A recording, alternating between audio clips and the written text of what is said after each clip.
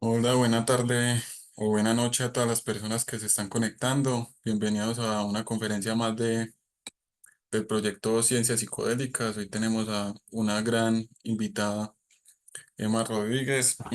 Voy a presentárselas inicialmente para que ella pueda dar su charla y al final tendremos una serie, como un grupo de preguntas que pueden ir dejando en el chat a medida que va yendo la charla para que al final se la hagamos. ¿Listo? Bueno, Emma es una destacada profesional en el ámbito del trabajo social y las ciencias políticas, graduada de la Universidad Nacional Autónoma de México, la UNAM. Cuenta con una maestría en trabajo social y una licenciatura en ciencias políticas y administración pública. Ha dedicado su carrera a la investigación y gestión de prevención del consumo de drogas, derechos humanos y políticas de drogas, colaborando con diversas organizaciones nacionales e internacionales. Les cuento también que Emma es la fundadora de Latinoamérica por una política sensata de drogas. Creo que es un proyecto que lleva más de una década y se ha expandido. Primero empezó en México y luego se expandió por toda Latinoamérica. Entonces, dale, Emma, empieza con tu conferencia y aquí estaré. Muchas gracias por la presentación y bueno, voy a compartir pantalla rápidamente. Mm, Listo. Pues el tema que voy a estar dialogando con ustedes en esta sesión es salud mental y uso de sustancias psicoactivas desde un enfoque social. Ya como lo acaba de declarar Sebastián, hice una maestría en trabajo social, en dimensiones sociales de la salud en la UNAM y bueno, mi área de investigación ahora ha sido salud mental comunitaria, ¿no? Y el trabajo de grado que he estado realizando fue sobre las representaciones sociales de los trabajadores sociales que trabajan con personas que usan sustancias psicoactivas, pero desde un enfoque social. Y bueno, el contenido de esta charla, primero que es salud mental, posteriormente la determinación y determinantes sociales de la salud, el contexto político, económico, el ambiente ambiental, social y cultural, las intersecciones de una persona y su influencia en la salud. Posteriormente, tiene impacto el uso de sustancias psicoactivas en la salud mental desde dos enfoques, el psiquiátrico y el social. Posteriormente, ¿qué es la patología dual? Enfoque en la atención psiquiátrica, ¿no? Europeo, que se ha venido adoptando en términos de salud pública. Posteriormente, atención a la salud mental y el uso de sustancias psicoactivas, los servicios públicos sociosanitarios y su manejo del tema. Y bueno, actualmente estoy laborando en un servicio sociosanitario aquí en la Ciudad de México, en Clínica Especializada Condesa.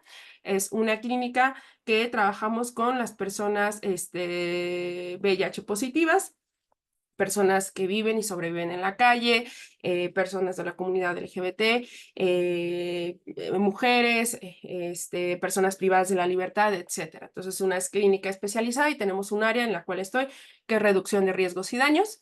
Y posteriormente, para finalizar, de la salud pública, la medicina social y salud colectiva, la propuesta del enfoque latinoamericano. Y bueno, quisiera comenzar con qué hemos escuchado acerca de la salud mental y la relación con el uso de sustancias psicoactivas. Aquí abro micrófono por si quieren participar, qué han escuchado, qué conceptos, o en la calle, ¿no? De pronto también hemos escuchado cuando dicen, no, ya se volvió loco por tanta marihuana, ¿no? O es que está fumando mucha pasta y entonces ya perdió la cabeza. Entonces me gustaría escucharles si de pronto han tenido la oportunidad de escuchar estos comentarios o también ustedes qué piensan acerca de este tema.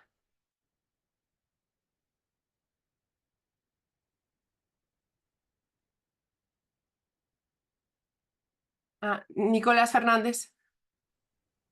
Hola Emma, gracias. Yo creo que he escuchado cosas principalmente malas, o sea, como que las sustancias psicoactivas siempre se asocian con la psicopatología, sí, como que te vas a volver loco, como que vas a resultar habitando calle, este tipo de cosas, pero ya en el contexto de personas que consumimos sustancias,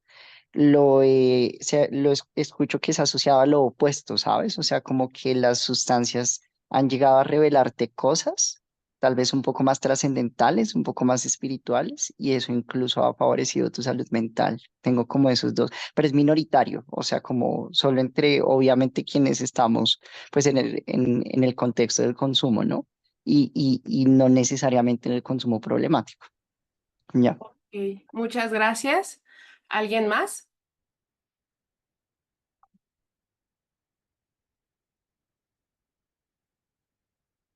Liria.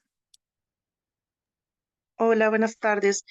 Sí, yo he escuchado, por ejemplo, también que se usa el uso de sustancias para justificar, por ejemplo, situaciones de violencia, ¿verdad? Entonces, por ejemplo, dice como, no, es que estaba bajo los efectos de X sustancia y por eso se volvió loco y por eso fue que hizo lo que haya hecho, ¿verdad? Pero sí, como por esa parte. Ok, muchas gracias. Si alguien más quiere participar, si no, damos continuidad. También justo este espacio de ciencias psicodélicas se han tratado temas acerca de los beneficios de los psicodélicos en la salud mental de las personas, ¿no? Entonces, de pronto hay estas dualidades entre que si las sustancias pueden enloquecer a las personas, pero también hay sustancias que pueden ayudar y contribuir a mejorar la salud mental, ¿no? De muchas personas. Esto también dependerá el enfoque, el tratamiento, qué sustancias, la dosificación, si se está llevando a cabo con un profesional, o bueno, una persona que tenga información acerca de esto. Pero bueno, ¿qué nos dicen las instituciones, no? ¿Qué pasa? Y también es interesante tomar en cuenta y poner esto sobre la mesa y no olvidarlo, cómo se maneja el imaginario colectivo, la representación social que tienen las sustancias psicoactivas, ser un tema tabú, ser un tema que no se aborda tan fácilmente, que está envuelto entre prejuicios, estigmas, estereotipos, y que esos han sido creados, ¿no? A partir de ciertas decisiones políticas, históricas, que los invitaría a que revisen la historia general de las drogas de Escotado, ¿no? Ahí visibiliza, ¿no? Cómo se ha ido dando el sistema actual que tenemos de fiscalización de los estupefacientes, de las sustancias psicoactivas, de las plantas psicoactivas. Entonces, esta representación por parte de los medios de comunicación, por partes de campañas de gobierno, pues tienen toda esta carga moral, ¿no? Y peyorativa, y sin lugar a dudas siempre es más del lado negativo, ¿no? Esa es la tendencia. Pero ¿qué pasa también con la salud mental? No hay, ¿qué pasa en nuestra región, en Latinoamérica, en nuestros países? De pronto, si alguien decide ir al psicólogo, empezarse a tratar en el psiquiatra o ir con estos profesionales de la salud, pues se le cataloga como que está loco, como que no está bien, como que le falta un tornillo, etcétera, ¿no? También la salud mental, ahora ya gracias después del COVID-19, que nos dimos cuenta la importancia que tiene la salud mental en cada una de las personas, cada uno de nosotros, pues se fue dando como esta apertura hacia hablar de la salud mental, pero también está envueltas en tabú, también es un tema bastante profundo, no es tan fácil, ¿no? Abrirse con la familia y decir, tengo depresión, estoy teniendo ideas suicidas, estoy pasando por una crisis en mi salud mental, ¿no? De pronto también es difícil, es complicado. Entonces, tener esta dualidad de usar sustancias psicoactivas y aparte tener alguna situación con la salud mental, doblemente complejo, ¿no? Pero bueno, ¿qué es la salud mental? Según la OMS, es un estado de bienestar mental que permite a las personas hacer frente a los momentos de estrés de la vida, desarrollar todas sus habilidades, poder aprender y trabajar adecuadamente y contribuir a la mejora de su comunidad. Es parte fundamental de la salud y el bienestar que sustentan nuestras capacidades individuales y colectivas para tomar decisiones, establecer relaciones y dar forma al mundo que vivimos, ¿no? También es importante señalar que ya se habla de una crisis mundial de salud mental, ¿no? De estos padecimientos que tenemos, y es cuando entra el enfoque social, ¿no? Un poco el paradigma que hemos estado viviendo es este paradigma biológico, ¿no? Un paradigma que tiene más del lado de la salud clínica, ¿no? El tema de la salud mental es tratado siempre por esta área clínica, ¿no? Pero también es importante señalar que va a influir otras variantes, ¿no? Otras pues sí, el contexto, otras líneas, ¿no? Otras intersecciones. No solo es el tema de la salud mental como un estado de bienestar mental, como un estado de que la persona está desarrollando todas sus habilidades, que está en plenitud, y eso también es una forma de criticar, ¿no? Lo que estamos viviendo actualmente. Los sistemas de salud mental se encuentran dominados por este enfoque biomédico, el cual se centra en la medicalización e institucionalización de los pacientes, ¿no? Vas con el psiquiatra y hasta en la primera reunión te receta, ¿no? Te da fármacos, que esos también son sustancias psicoactivas, ¿no? De pronto tiene que haber una intervención integral, que les platicaré más adelante, que viene con los determinación y los determinantes sociales de la salud, pero este enfoque biomédico es muy simplista, ¿no? Es simplemente la persona tiene la responsabilidad, ¿no? De que no, de que tenga depresión o que tenga este trastorno, ¿no? Se le responsabiliza totalmente al paciente.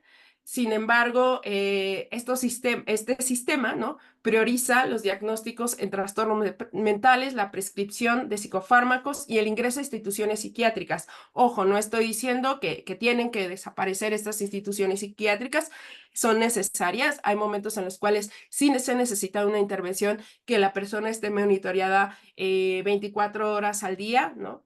Pero, sin embargo, también hay que buscar un enfoque integral para estas instituciones psiquiátricas, ¿no?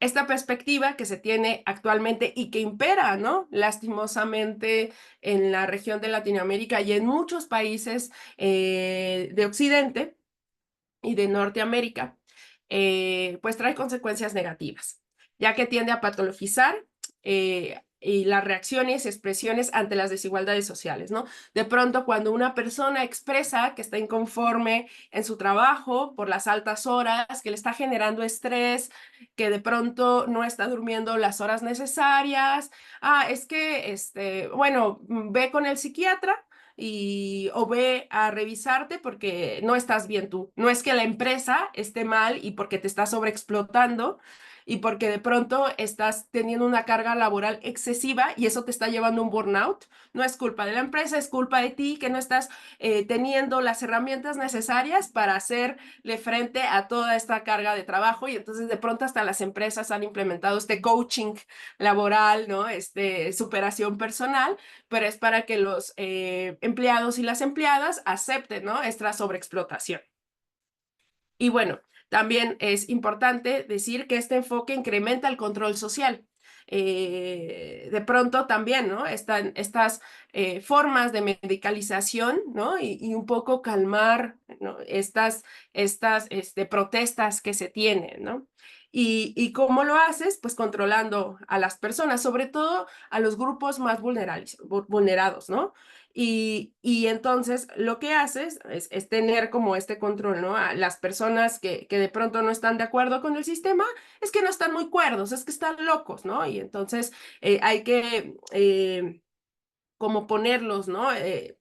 Sacarlos de pronto de la sociedad, les ponemos una etiqueta y tienen que tomar el medicamento para que puedan de nuevo regresar a la sociedad y se integren, ¿no? Con todas estas situaciones que vivimos actualmente, ¿no? De desigualdad, de racismo, ¿no? De cuestiones de violencia de género, pero no, el sistema no es el que está mal, sino eres tú que no sabes adaptarte, ¿no? A lo que está sucediendo.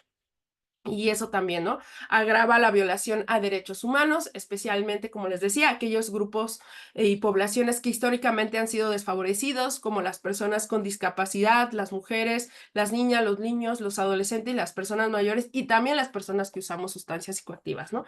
De pronto, esta patologización, ¿no? De los sentires, de las incomodidades, es que no estás conforme, es que eres un resentido social, eres una resentida social, entonces necesitas adecuarte, ¿no? Y te voy a mandar a estos lugares con este tipo de enfoque en el cual, como les vuelvo a decir, responsabilizan totalmente a la persona sin darse cuenta de su entorno, de su contexto, de muchos factores económicos, de la desigualdad social, del capitalismo, etcétera. Entonces, de pronto la definición de salud mental de la OMS nos dice que es estado de salud, de bienestar, pero queda corta, ¿no? De esta situación ante este enfoque social, ¿no? Hasta este contexto social que habla más allá, ¿no? De los padecimientos que puede sentir una persona y de los padecimientos colectivos de una comunidad. Y bueno, la salud mental justo se ve influenciada por el entorno social en el que nos desenvolvemos, ya que este puede impactar tanto de forma favorable como desfavorable en nuestras conductas y percepciones del mundo que nos rodea. Y esto también va a tener consecuencias frente al uso de sustancias psicoactivas y el contexto, la historia de vida de una persona, su poder adquisitivo, su clase social, hasta su color de piel, va a determinar muchas veces cuál va a ser la relación con la sustancia, ¿no? Si va a tener, por ejemplo, acceso a testear alguna sustancia, si va a tener, por ejemplo, acceso cuando de pronto esté teniendo una relación compleja con su uso de sustancias, si va a tener estos factores de protección, esta red de apoyo o no va a contar con esta red de apoyo, ¿no? Se ha sugerido que el estado de salud mental no puede ser explicado únicamente por las acciones individuales, sino que también está influenciado por el entorno social y económico en el que se desarrolla cada persona. Algunos dogmas emergen del pensamiento positivo y la meritocracia. Este pensamiento positivo se enfoca en la felicidad como elección personal.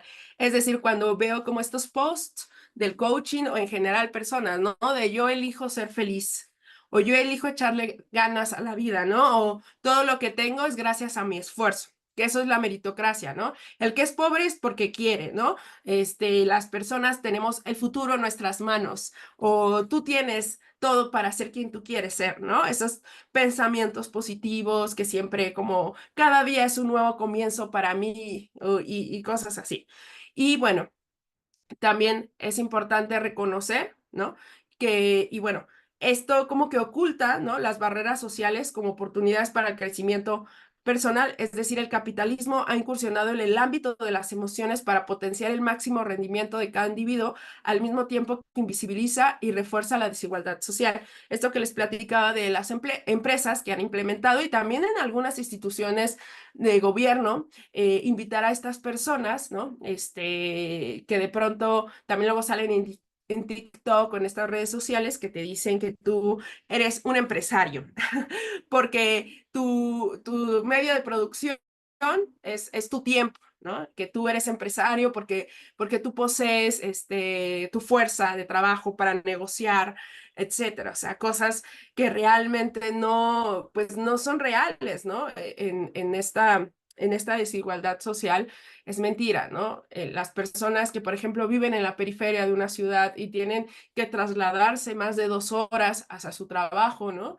Pues qué empresarios son, ¿no? Realmente están teniendo una sobreexplotación, están perdiendo tiempo, vida en el transporte público. ¿Cuántas horas? 2 idas, 2 horas de su casa al trabajo y 2 horas de regreso son 4 horas. Y luego 8 horas que tienen que estar laborando, 8, 9, 10, 11, 12 horas.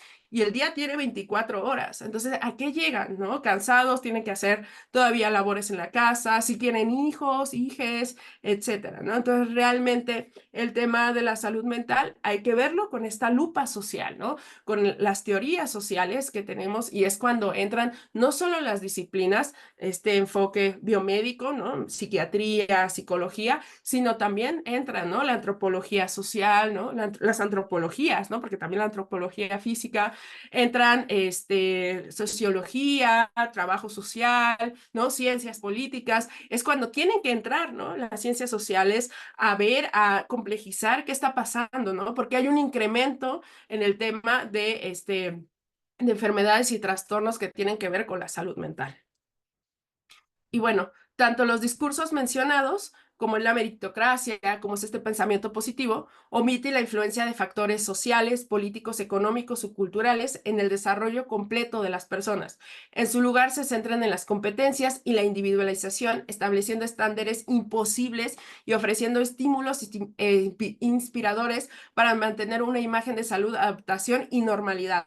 Estos que vemos, ¿no? Los influencers ahora, ¿no? Que se levantan a las 6 de la mañana, toman un matcha, un aguacate toast y luego van al gimnasio, a pilates y de pronto ya después van al trabajo, a la oficina, comen muy light, muy fitness, jamón serrano con arula, tomate cherry, etcétera, ¿no? Y tú dices como de, bueno, pues yo tengo que hacer 2 horas al trabajo, y no tengo para pagar la mensualidad del gimnasio y aparte la comida que ellos sacan ahí es bastante cara, ¿no? O sea, mi sueldo no llega a lo que lo que nos están mostrando, ¿no?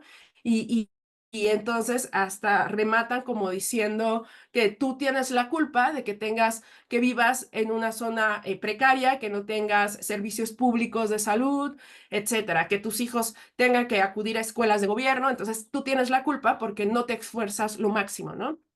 Entonces, sin embargo, al no lograr y cumplir con estas expectativas que nos ponen, ¿no? Los medios de comunicación que nos han metido en la cabeza esta actitud aspiracionista, que por eso también las personas no se toman en cuenta la clase social y no dicen como de, yo soy clase trabajadora, ¿no? No soy clase media, soy clase baja, ¿no?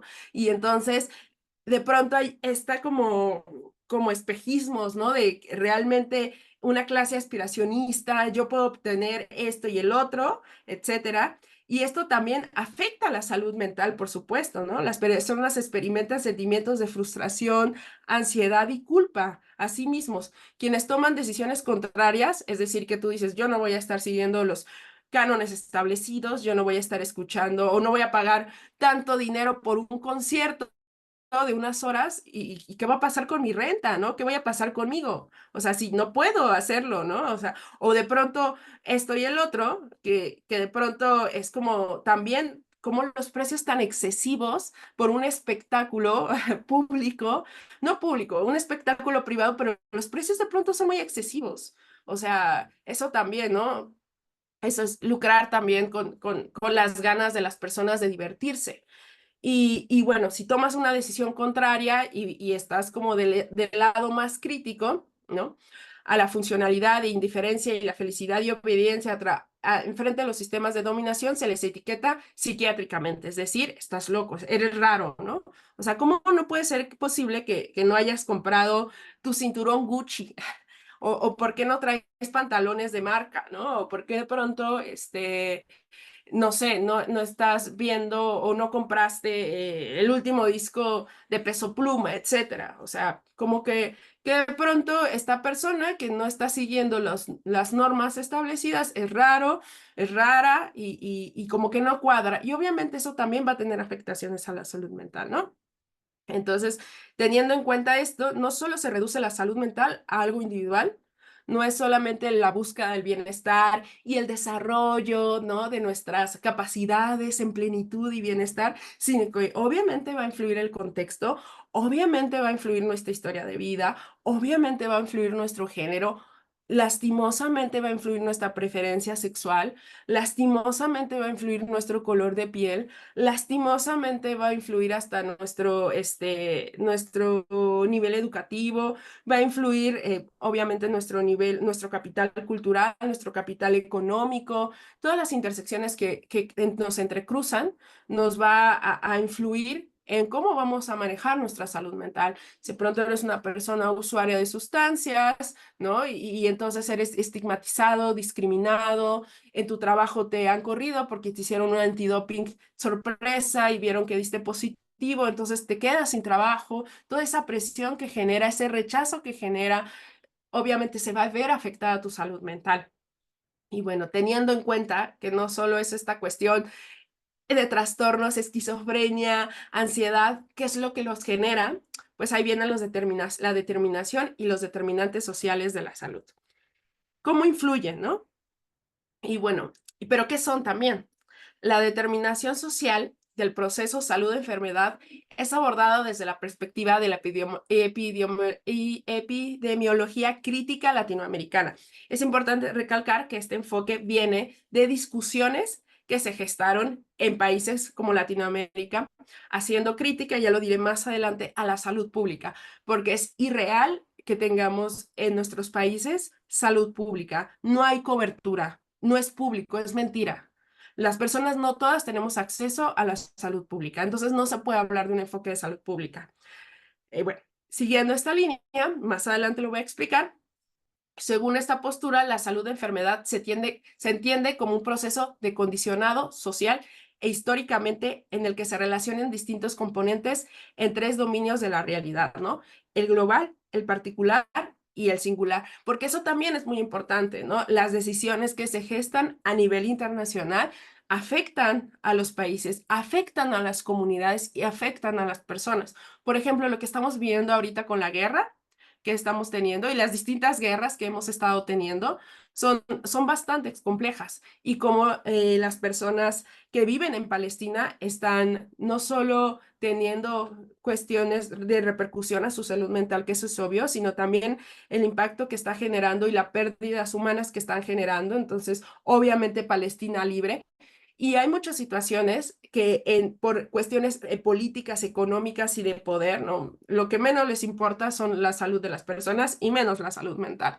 Entonces viene, ¿no? En el plano de análisis de modo de vida, lógicamente determinada de los procesos generales o estructurales. Incluye las dimensiones políticas, económicas, cultural, ambiental. También el cambio climático, el que no haya acceso al agua influye y afecta la salud mental de las personas, ¿no? Y no solo la salud física, también la salud mental. Debe incluir el análisis de la lógica de producción, consumo y el rol del Estado. Eso también, lo que impera, ¿no? Lo que importa es la producción. ¿Qué pasa con estos países como Asia, asiáticos, ¿no? China, Japón. ¿Qué pasa con su salud mental de sus habitantes, ¿no? Pronto impera más esta cuestión económica que la tasa de depresión y de suicidios que están teniendo. Eso no importa. Y lo que importa más es que están creciendo como potencia mundial. Y bueno, en particular, estudia las dimensiones propias de las condiciones de vida, es decir, patrones de trabajo, consumo de bienes y servicios, creación y producción de valores culturales, identidad, cosmovisión y perfil de la subjetividad, formas de organización de acciones para beneficio del grupo, relaciones ecológicas y disfrute del ambiente, ¿no? También esta cuestión que se vive, ¿no? En muchas comunidades, ¿no? El tema de que llega como a implantarse que lo occidental es lo más importante. ¿Qué pasa con la cosmovisión de las culturas? Por ejemplo, las culturas indígenas, ¿no? ¿Qué pasa con la cosmovisión que se tiene también de la medicina ancestral? Entonces, hay situaciones bastante complejas y de tensión. Y bueno, de singular es en el plano en el cual se abordan los estilos de vida, los cuales se reflejan en el fenotipo y en el genotipo. Este ámbito incluye el itinerario típico personal, el patrón individual y familiar de consumo, las concepciones y valores personales, familiares, la capacidad de organizar acciones en defensa de la salud y el itinerario ecológico personal y familiar. Si se dan cuenta, vamos teniendo como estos componentes, ¿no? De pronto, cómo nos está afectando las decisiones que se toman en ciertas instituciones internacionales. Pues sí, hay una afectación tanto hasta lo singular, ¿no? El tema de que tengamos tantas horas de trabajo, ¿no? Y que así esté estipulado y legislado, ¿qué consecuencias trae? Y bueno, continuando, entre las principales ventajas del enfoque de determinación social de la salud se destacan la desmedicalización de la planificación e implementación de proyectos, planes y programas de salud a través de un esfuerzo interdisciplinario intercultural. Es decir, no solo se queda el enfoque biomédico, sino que entran otras disciplinas, ¿no? Para generar y planificar, ¿no? Programas que vayan más de acorde, no a los pensamientos de las personas que están como tomadores de decisiones, sino lo que necesitan las comunidades dependiendo de sus características, que es lo más importante. El modelo de determinación social de la salud considera que la salud de enfermedad es un proceso socio-eco-biológico que requiere perspectivas teóricas y metodológicas de las ciencias sociales y naturales. Una de las ventajas claves de la determinación de la salud es la incorporación del holismo social en el estudio de la salud de enfermedad, yendo más allá del nivel individual para considerar las condiciones y modos de vida colectiva. Se destaca que las condiciones individuales están influenciadas por procesos supraindividuales, históricos y relaciones sociales, según el modelo de determinación de la salud. La determinación de la salud incorpora el principio de multiplicidad, permitiendo reconocer la diversidad y estudiar la ecología política y la etnoepidemiología, así como la combinación de métodos cuantitativos y cualitativos, ¿no? Que de pronto también hasta entre métodos y entre enfoques de investigación imperan más los números, los datos. A las personas nos reducen como un dato más, ¿no? Y bueno, en contraste con la postura latinoamericana de determinación social, la Organización Mundial de la Salud ha desarrollado el modelo de determinantes sociales de la salud, los cuales para mí me parece que quedan cortos. A mí me gusta más la determinación social de la salud, este enfoque latinoamericano, pero está bien, es un gran avance, ¿no? Que es justo, tiene dos componentes o dos determinantes estructurales e intermedios. Los estructurales son gobiernos, políticas públicas y sociales, posición socioeconómica, clase social, género, educación, ocupación, ingreso. Los intermedios son circunstancias materiales, condiciones de vida, trabajo, disponibilidad de comida y factores biológicos y conductuales.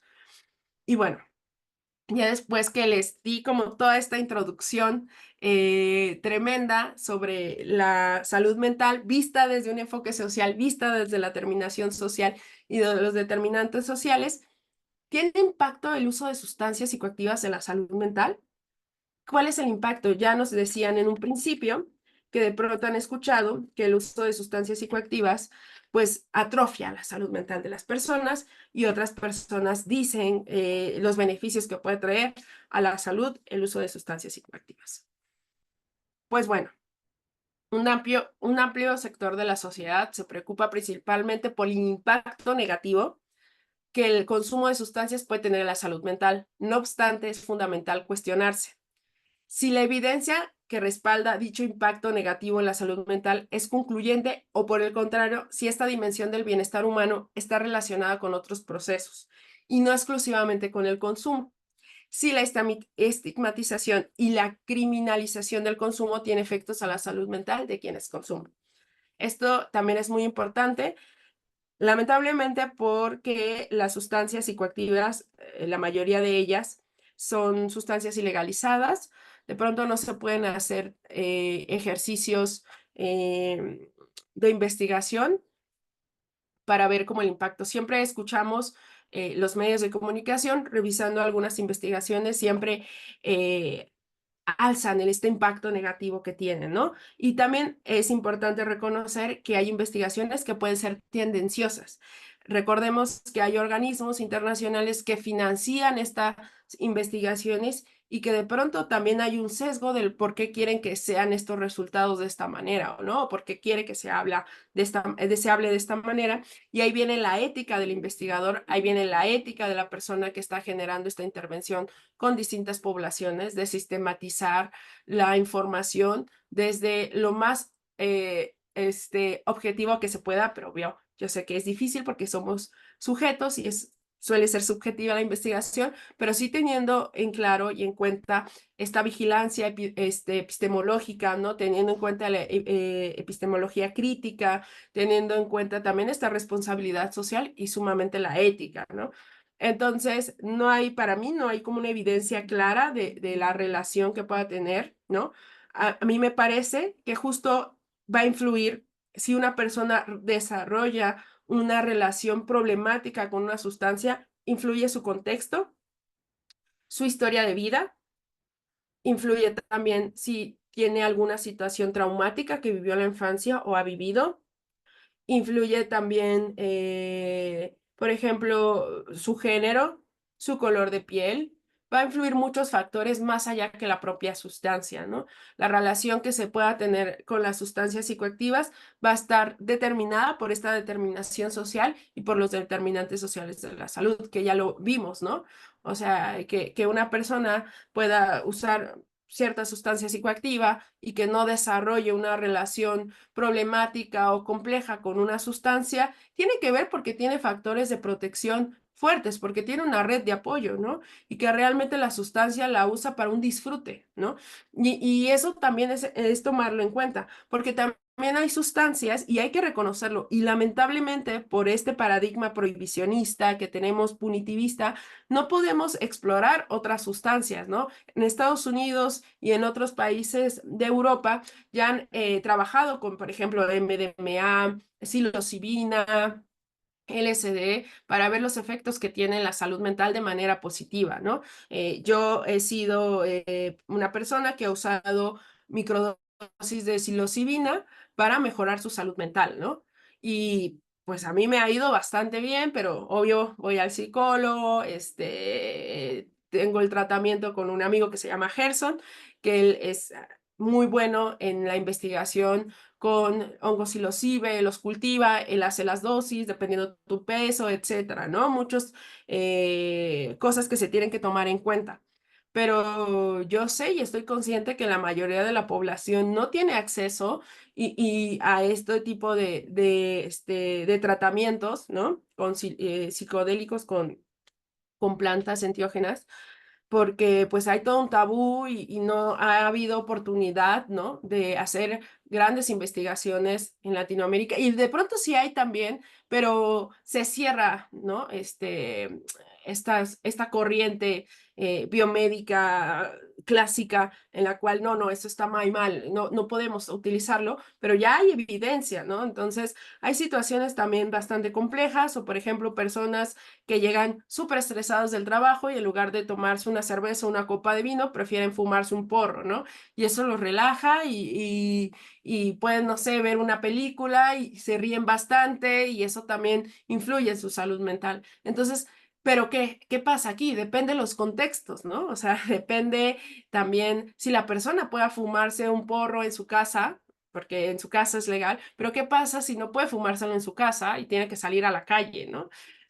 Llega a un estrés en la cual si lo agarra la policía, de pronto los vecinos si lo acusan o si es una familia que tienen infancias y huelen los vecinos que están fumando marihuana y lo llaman a servicios sociales y llegan y le retiran a los niños. O sea, hay muchos condicionantes que van a determinar las relaciones que vamos a tener con las sustancias, pero eso, como les vuelvo a repetir, tiene mucho que ver con la historia de las personas y con quiénes somos y con nuestro lugar de enunciación. No es tan simplista como decir, es que las drogas generan problemas y padecimientos. Y también hay que tomar en cuenta, no hay que borrarlo, el factor biológico, hay cierta predisposición genética, claro que sí, pero así como de pronto podemos tener un brote psicótico por haber usado, no sé, LSD y ahí se nos disparó la esquizofrenia, etcétera, también puede ser por alguna emoción, porque de pronto, no sé,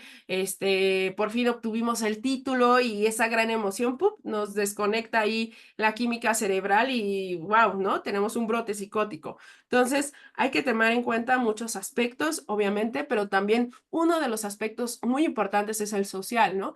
Y también estos determinantes sociales. ¿Cómo voy a saber yo que tengo predisposición genética cuando nunca he ido a hacerme un diagnóstico o nunca he tenido un diagnóstico por parte de un psiquiatra? En mi familia no sé quién tenga algún padecimiento o un trastorno mental porque no se habla de eso, ¿no? O sea, muy pocas personas tienen esta amplitud de hablar sobre los trastornos, sobre la salud mental con sus familiares, ¿no? Muy pocas personas tienen esta apertura para decir, sí, bueno, mi primo tiene esquizofrenia y bla, bla, entonces creo que voy a tener cuidado con el uso de estas sustancias porque tengo información y tengo que estar como en un ambiente seguro, tranquilo, bla, bla, bla. O sea, lastimosamente no sucede así en la realidad, ¿no? Entonces hay que tomarlo en cuenta, que estos no solo es la sustancia, ¿no? Sino también todo lo que hay alrededor de la sustancia, al setting, ¿no? Como se suele llamar, pero también hasta la pureza de la sustancia va a influir, ¿no? Van a influir muchos factores para cómo va a afectar, ¿no? De pronto, no mediste bien tu dosis de MDMA y en lugar de tener una muy buena experiencia, estás teniendo un súper mal viaje, ¿no? Y eso también, ¿no? ¿Qué influyó ahí? Pues que no supiste medir tu sustancia, ¿no? Que no supiste la dosificación, que tomaste de más. O sea, hay muchos factores que influyen y no es tan simplista como decir esto, ¿no? Esto es por culpa de las drogas, va más allá.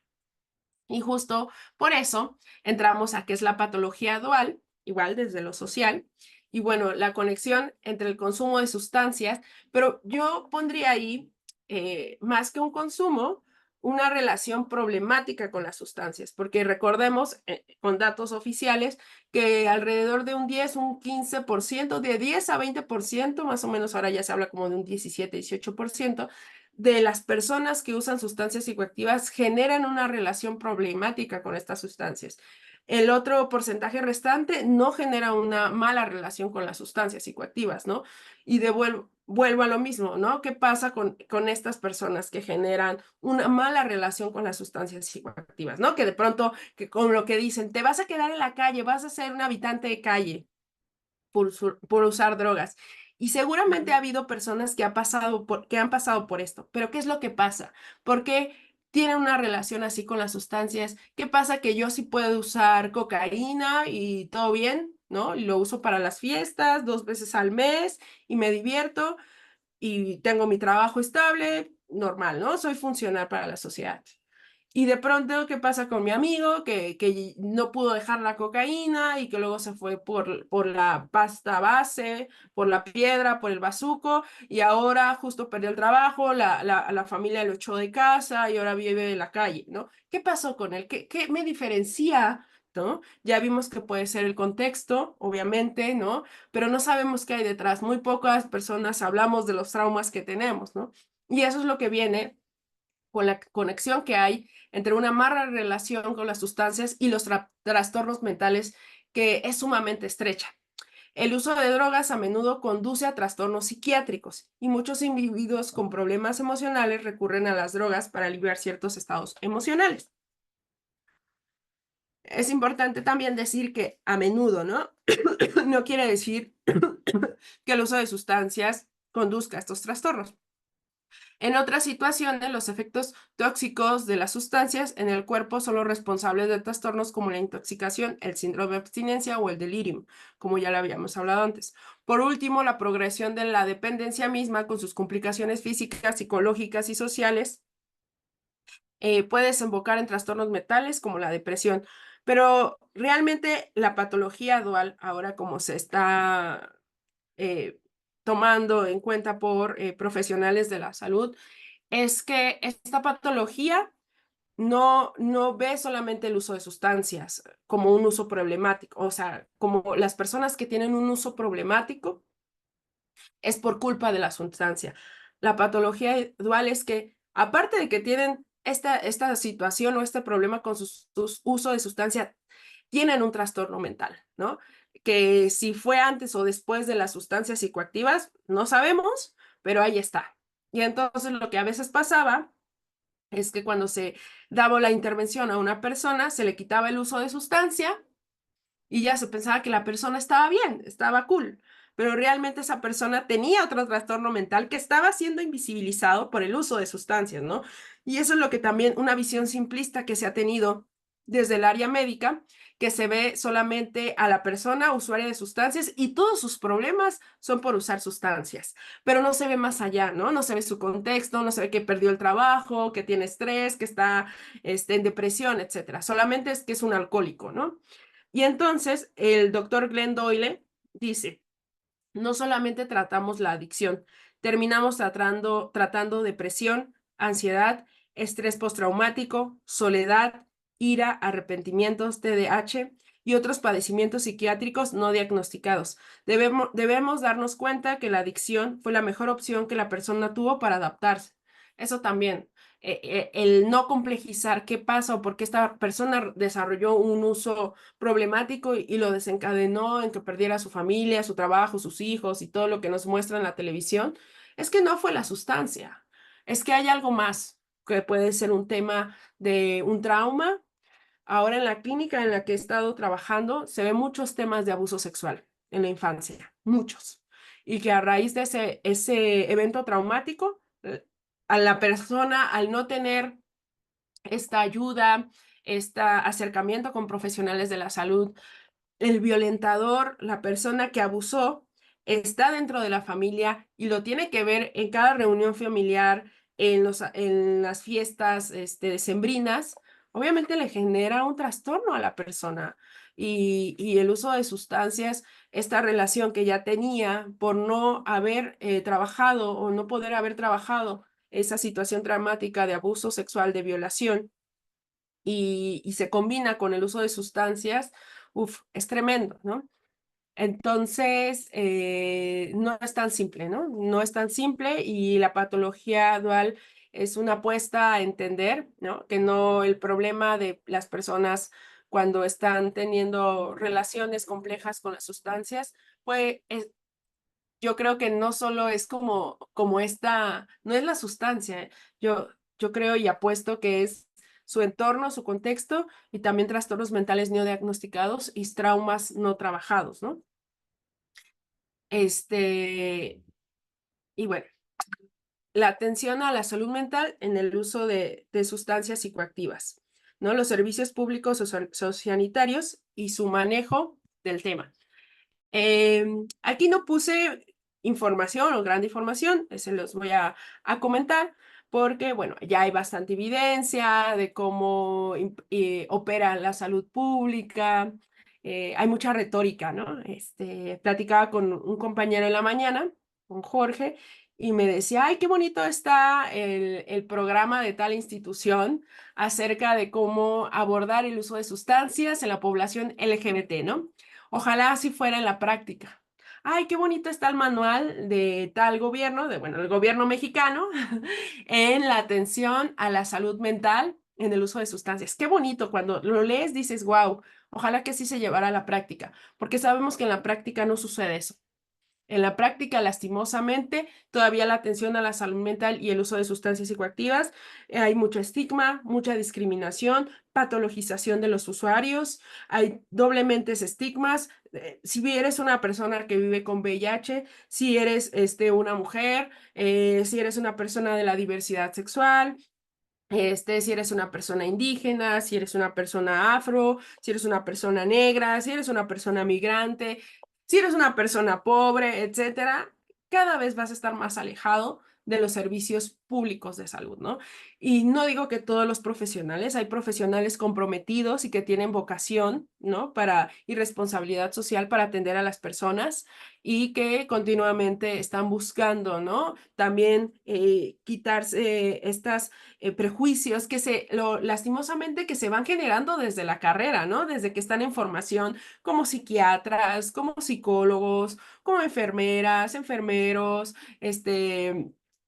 como trabajadoras y trabajadores sociales, etcétera, ¿no? Desde todas estas áreas de la salud, como odontólogos, odontólogas, ¿no? Tienes que cobrar bien tu trabajo, ¿cómo lo vas a hacer tan gratis, ¿no? Y ahí me dio una atención X, ¿no? O sea, hay situaciones bastante complejas que en los servicios públicos sociosanitarios también se prestan, ¿no? Y no solo es la cuestión de la atención por parte del prestador de servicio, del funcionario público en el área de salud, sino también la precariedad que viven esos funcionarios públicos, ¿no? Si de pronto son personas que les están pagando muy poco por atender a muchísimas personas, pues, y les están pidiendo números, ¿no? O sea, a mí no me importa qué padecimientos tengan y que hables con tu paciente. A mí me importa que al día atiendas a mínimo 30 personas, ¿no? En tus horas de trabajo y que medio comas, ¿no? Entonces, este profesional de salud, ¿cómo va a atender a las personas cuando le están pidiendo números, cuando también tiene un salario muy bajo, ¿no? Cuando también tiene esta presión y luego aparte no tiene los insumos suficientes, porque siempre en el sector salud faltan cosas, ¿no? Hay desabasto en medicamentos, no tienen las condiciones necesarias para la atención, ¿no? Entonces, ¿qué pasa con eso? No hay todavía una atención integral y por eso ahora se está planteando, y ya se había planteado anteriormente unos años atrás, de la salud pública a la medicina social y salud colectiva, ¿no? Este enfoque de la salud pública pues viene de una mirada occidental, países europeos les ha funcionado muchísimo la salud pública, tiene una gran cobertura de salud pública, ¿no? De pronto Suiza, Noruega, ¿no? Todos sus habitantes pueden gozar, ¿no? De especialistas en distintos temas de salud, ¿no? Y no tienen que hacer grandes filas, siempre hay medicamentos, salud de primer nivel. Pero ¿qué pasa en nuestros países latinoamericanos? cómo surge la medicina social y este enfoque de salud colectiva, ¿no? Hemos venido de un procesos históricos muy fuertes, de dictaduras, de temas bastante complejos que imposibilita de pronto, ¿no? Este tema de llegar a tener una cobertura, ¿no? A toda la población. ¿Qué pasa con las comunidades indígenas? ¿Qué pasa con los migrantes? ¿Realmente pueden gozar de la salud pública? ¿Qué pasa con estas situaciones? Con las personas habitantes de calle. Entonces se habla más de una medicina social, de una salud colectiva, ¿no? Que realmente se tengan en cuenta los saberes de las personas, por ejemplo, en el enfoque de reducción de riesgos y daños, pues, ¿cómo lo implementas con habitantes de calle, no? O sea, de pronto, una de las primicias de la reducción de riesgos y daños es tomar agua, pero estas personas no tienen acceso a agua, ni para tomar ni para nada. Viven en la calle, o sea, y apenas y toman agua de la llave. Sus heridas, no tienen, no, las manos, el lavado de manos para usar sustancias. No tienen el lavado de manos. ¿Qué implementarías ahí? Y entonces es cuando intervienen los saberes, porque ellos tienen sus propias medidas de reducción de riesgos y daños, que en el enfoque de reducción de riesgos y daños tal vez no son válidas, ¿no? Y entonces son estos saberes comunitarios, cuando te dicen, bueno, cuando ya me siento muy mal, mis amigos me ayudan y compro estas sopas instantáneas y la como y tomo el caldito calientito y con eso me siento bien. ¿No? O de pronto, pues voy con el señor que me deja entrar al baño y voy rápido y lleno mis botellas de agua, ¿no? Para poder tomar. O sea, como que hay medidas o dicen, bueno, pues cada que alguien tenemos como un poco de aguardiente y ahí ponemos las jeringas, ¿no? ¿Y qué haces? O sea, ¿cómo tú vas a implementar estas medidas? Entonces es importante y los invitaría a que revisaran el enfoque de la medicina social y la salud colectiva, porque también plantea, ¿no? Estas situaciones políticas y económicas y de desigualdad que se viven en nuestros países y cómo poder generar, ¿no? Estos formas de que la salud llegue a la mayoría de las personas, ¿no? Y también dimensionar que los determinantes, la determinación social de la salud influye en el bienestar de las personas, ¿no? El hecho que no tengan acceso a agua potable, el hecho de que estén huyendo de conflictos armados, el hecho que en su país estén viviendo una crisis económica y tengan que emigrar, el hecho de que estén viviendo en zonas totalmente secuestradas por el crimen organizado, etcétera, ¿no? Todas estas maneras que de pronto se invisibilizan y que no se ven, pero que obviamente convergen para que una persona pueda decir, bueno, gozo de salud mental, ¿no? O necesito atención a la salud mental, es bastante complicado. Y bueno, por mi parte, eso sería todo. Muchísimas gracias.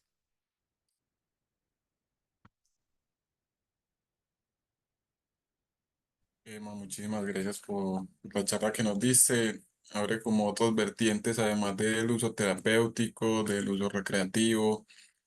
Em, Fue muy interesante que tocaras estos temas de la medicalización, de lo que se está viendo con la psicodelia, ¿cierto? Como que ya la única psicodelia admisible es la terapéutica. Y también con el tema del clasismo alrededor de en general con las sustancias, que uno en el entorno ve, por ejemplo, que si eres clase alta y tienes altos ingresos, pues, y tomas hongos, eres como espiritual. Pero si eres indígena, de pocos ingresos, eres un primitivo. Entonces eso es un poco lo que se ve con la psicodelia.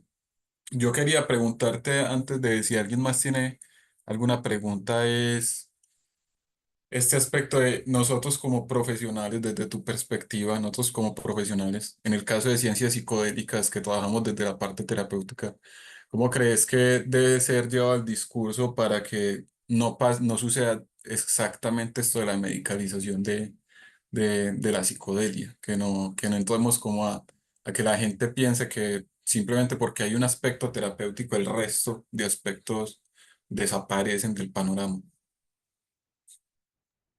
Pues justo está la determinación social y los determinantes sociales de la salud, que es lo que impera, como bien tú decías, ¿no? De pronto yo me vi inmersa en un problema de salud mental hace un año y estaba en depresión y bueno, mi psicóloga me dijo, bueno, tienes que ir al psiquiatra porque te tiene que medicar. Y yo dije, sí, tengo que ir al psiquiatra, yo no tengo un tabú. Y hablando con un amigo que es psicólogo clínico y me dijo, oye, ¿y por qué no pruebas la psilocibina? Tú has ido a MAPS, a las conferencias de MAPS, te has formado en cursos y talleres, a ver, apuesta. Y yo dije, ok, pues sí tengo el acceso. Platiqué con mi psicóloga, me dijo, está bien, si no te funciona, sí te voy a pedir que te vayas al psiquiatra. Y bueno, tuve este acceso a la microdosis de psilocibina, muy cuidada y todo, ¿no? Pero lo que tú dices, y ya después platicando con este mismo amigo, porque le dije, no, me funciona de maravilla, muchísimas gracias, ¿no? Me di cuenta y dije, ¿realmente quién tiene acceso a esto, no? O sea, yo porque tengo esta información, pero también, ¿no? De pronto son los factores de protección, es el contexto. En ese momento yo no estaba haciendo nada, nada, ¿no? O sea, mi familia me apoyó muchísimo por ese evento traumático que tuve, entonces no tenía la necesidad de trabajar, ¿no? Estaba totalmente 100% en mi salud mental. Pero ¿qué pasa con las personas que sí tienen que trabajar, que sí necesitan, ¿no? Están en un contexto bastante complejo, ¿no? Y es cuando entran los determinantes sociales de la salud, ¿no? De pronto, eh, sí, hacia este tipo de alternativas médicas, pues no llega a todas las personas, ¿no? Llegan a las personas que tienen información, llegan a las personas que tienen un capital cultural distinto, ¿no? Que tienen información y le apuestan a... Pero, y ahora que he estado trabajando en la clínica donde estoy, cuando me llegan estos casos muy complejos. También estoy realizando una intervención en una cárcel acá en Ciudad de México con el pabellón psiquiátrico de mujeres. Y de pronto también pienso y digo, ay, pues le serviría muchísimo, ¿no? Como que de pronto tomar marihuana en lugar de todos los medicamentos, porque se quejan de que no duermen, ¿no? Así, y escucho aquí en la clínica situaciones de que tienen un consumo problemático con metanfetamina, o están utilizando pasta base, o están yendo a fiestas de chemsex, pero me pareciera que también eso es, o sea, eso es como la punta del iceberg. O sea, hacia abajo, está bastante profundo, ¿no? Y yo creo que eso no solo es como recetar los medicamentos o decir, ah, sí, tú necesitas psilocibina, ¿no? O esto, porque no sabemos el contexto también de la persona y la historia de vida. Y eso también, como bien lo señala Jonathan, en la doble moral, ¿no? El alcohol, etcétera. Pero creo que es complejizar a cada persona y cada caso. Y ya para terminar, y como este ejemplo, estaba hablando con la mamá de un chico que fue internado en un centro de rehabilitación y ella con lágrimas en los ojos llegó porque el chico vive con VIH, vino por sus medicamentos antirretrovirales para llevarlos al centro de rehabilitación y entonces yo tuve que hacer como toda esta ficha de dónde fue que hubo esta ruptura y él empezó a tener este consumo problemático, ¿no? Y hasta vivir en la calle y atentar contra su vida. Y entonces ella me decía, no, es que mi hijo nació bien, era un niño travieso, pero lo llevé a valoración psicológica, me dijeron que todo estaba bien, que era parte de ser un niño. Y estuvimos como una hora hablando y posteriormente me dijo, y es que él fue abusado sexualmente por mi sobrino, que es 2 años, 3 años más grande que él, a los 9 años. Cuando me dijo eso fue como de, ok, ahí es donde, y dijo, a partir de eso, él ya no fue el mismo. Ya fue muy grosero, empezó a bajar de calificaciones, nos costó mucho trabajo, tanto que nos tuvimos que cambiar de estado porque él se estaba metiendo en muchos problemas. Había llegado ya a cometer delitos como adolescente, entonces se cambian de estado y lo mismo, ¿no? O sea, no era cambiarse de estado, era tratar el tema y denunciar a la persona que había abusado sexualmente de él y no obligarlo a verlo en fiestas familiares, ni obligarlo a verlo en la Navidad y el Año Nuevo y todos abrazarnos y siendo felices cuando había habido un suceso, ¿no? De abuso sexual dentro de la familia. Obviamente le afectó de sobremanera al chico. Y entonces sí fue, la intervención fue de, tiene que ir o sea, tienen que hablarlo en familia y tienen que denunciar. Esos delitos no caducan porque es así como él también va a encontrar, ¿no? Y porque él se odia, me decía la madre que todo el tiempo se estaba haciendo daño. ¿Cómo no se va a odiar cuando hubo toda esta situación, ¿no? Este forma en su cuerpo, todo lo que le pasó. Entonces es muy complejo, muy complejo. Yo de pronto pensé, cuando me estaba diciendo todo el tema, dije, la ayahuasca tal vez le serviría, ¿no? Como me decía, obvio no lo recomiendo porque es una institución pública y tenemos este enfoque, pero yo lo pensaba. Cuando me dijo lo del abuso, dije, uff, qué fuerte, o sea, qué bueno que me lo dijo, o sea, qué bueno, porque es ahí lo que yo necesitaba saber de lo que estaba pasando, que era bastante profundo, muy profundo, para el chico, sobre todo, obvio. Una pregunta dice, Ujú. ¿cómo podemos aportar desde la individualidad para la desestigmatización, perdón, porque desestigmatización del uso de sustancias? Pues justo es una pregunta interesante y compleja. Me parece que primero sería informarnos bien sobre el uso de sustancias psicoactivas, ¿no? Sobre realmente lo que causa las sustancias en el organismo, qué son, y posteriormente, pues hacerlo, charla familiar, ¿no? De pronto estamos comiendo y así como los testigos de Jehová o la gente que le gusta evangelizar, pues también llevar el tema justo salir del closet psicoactivo también sí se puede, ¿no? Porque hay personas que no se pueden, que también es un privilegio salir del closet psicoactivo, ¿no? Si de pronto esto no te va a generar que tengas problema en el trabajo, en la familia, también tienes que dimensionarlo porque no es tan fácil. Pero sí empezarlo a hablar, ¿no? Es lo que a mí me pasa, hasta en natación, cuando estamos nadando ahí o estamos como en el calentamiento y hablan de drogas, yo como que volteo y digo, ah, no, sí, estas sustancias, o la marihuana sí es buena para esto, untarla, o cosas así, como que empezamos a hablar, o cuando dicen, ¿no? Ah, es que las drogas y eso, yo sí volteo y digo, ah, yo uso drogas.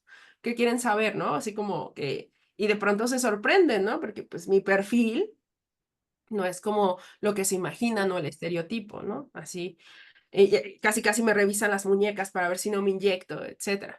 Entonces, todavía hay bastante desinformación y también lo que se puede hacer desde la individualidad, si le es posible, como generar estas investigaciones, participar, tratar como de repostear en nuestras redes, porque luego a veces lo que pasa entre la gente que ya trabajamos el tema de drogas, entre nosotros solitos nos estamos reposteando, nos estamos dando like y pareciera un circulito, y está bien chido que cuando, o está bien bacano cuando una persona que tiene otro entorno o que se mueve entre otros círculos empieza a repostear cosas de sustancias psicoactivas, ¿no? Desde estos enfoques, porque llega la información a personas que no tienen que ver con el tema, ¿no? Y eso también es muy bueno.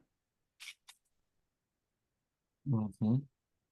Bueno, bueno, además, y pues si nadie más tiene otra pregunta, eh, primero que todo sería agradecerte por disponer de tu tiempo y de tu espacio para hacer esta presentación. Y bueno, recordarles al resto de personas que estén conectadas que vamos a seguir haciendo charlas. La próxima va a estar bien interesante a cargo de un psicólogo, entonces estén muy atentos a las redes y ahí van a encontrar la red de TLPCD y EMA y todo eso y va a quedar grabado. Esto va a quedar grabado, va a quedar en el YouTube. Frente a YouTube también nos pueden encontrar. Listo, Emma, muchísimas gracias y te agradezco mucho por tu aporte a la Muchas difusión. gracias. Y justo Gina dice algo muy importante. Antes de terminar, dice, eso es un reto muy grande para quienes trabajamos en los temas de salud mental. Se asume que no consumimos sustancias y nos desvirtúan nuestro aporte profesional precisamente por ello. Pues sí, es bastante complejo, pero me parece también que pronto, si se es posible, es importante, si no, seguir trabajando desde la trinchera por ir quitando este enfoque patologizante hacia el uso de sustancias psicoactivas. Gracias. Así es, Emma. Bueno, hasta luego.